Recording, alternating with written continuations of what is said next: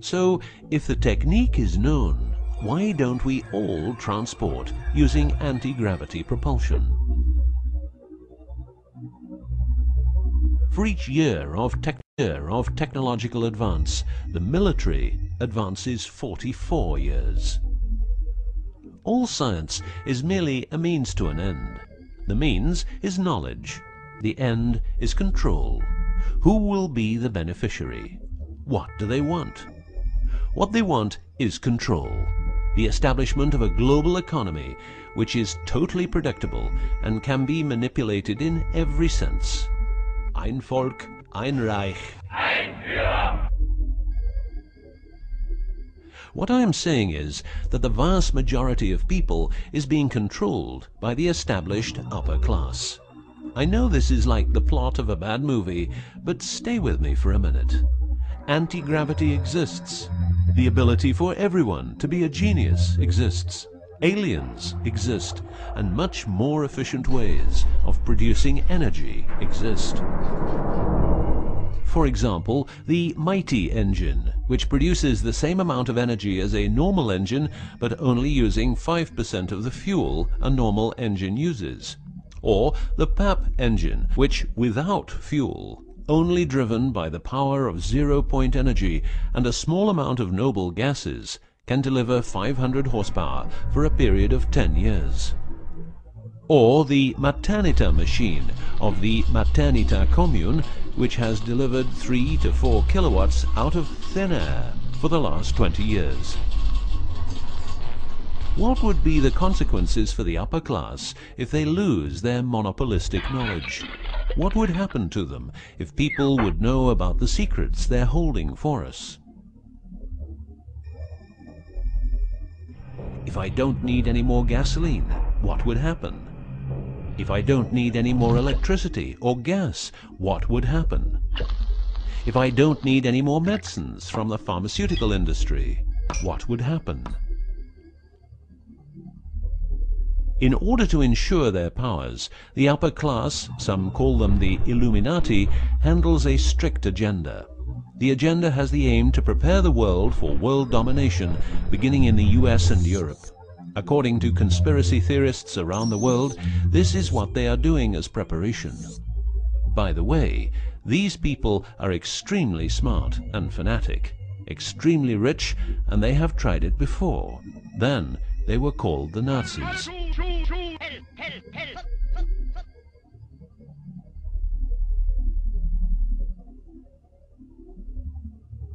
Although what you are going to see and hear sounds very peculiar, remember that a lot of people, for instance, ex-personnel of the US and UK armed forces, have been brutally murdered for making their information public. Let's begin with 9/11, but first a little history. What the Second World War did for the US is that it gave the country such an economic lead that it could easily grow more comfortable in its already powerful role. The industry of war gave everybody jobs, and therefore everybody could start consuming. Marshall aid gave Europe the economic impulse it needed.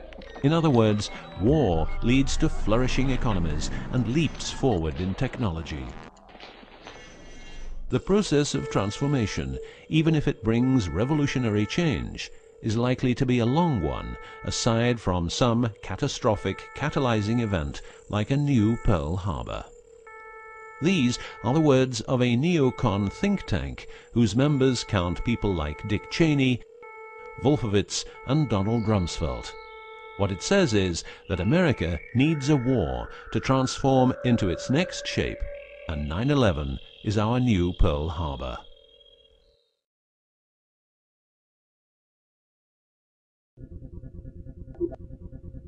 In the manipulation of people, one of the strongest weapons is to make people believe someone else did it. What I'm trying to say is that the US government is trying to make the people believe Osama did it. But did Osama do it? Did you know that 6 weeks before the WTC towers collapsed, the owner had a new insurance policy made up, ensuring that the owner, if the towers would collapse due to a terrorist attack, would receive the amount of $3.5 billion. The owner, because 2 towers went down, tried to claim 2 times $3.5 billion, but only received 2.2. What happened to building number 7?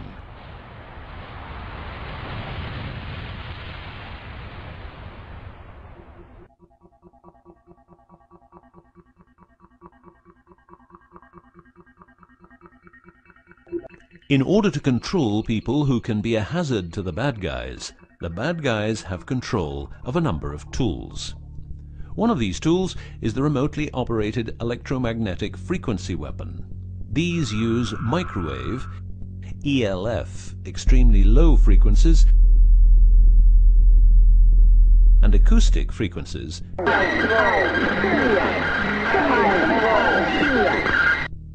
to covertly attack and harass innocent citizens. The use of frequency weapons on humans for behavioral control and murder is not new.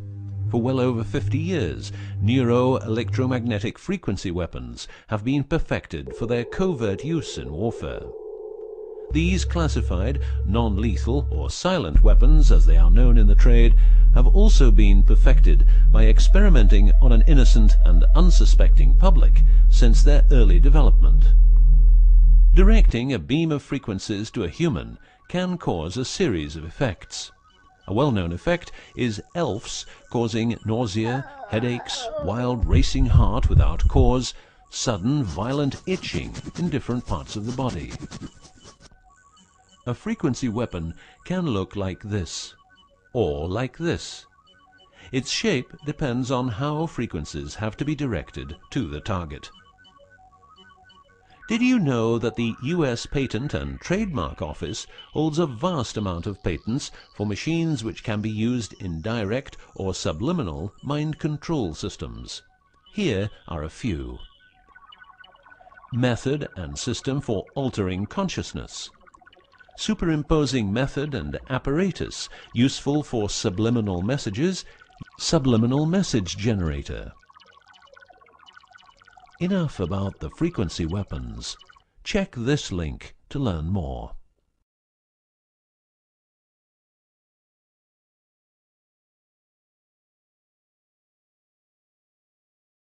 You will realize that to control people, you have to know what they are communicating.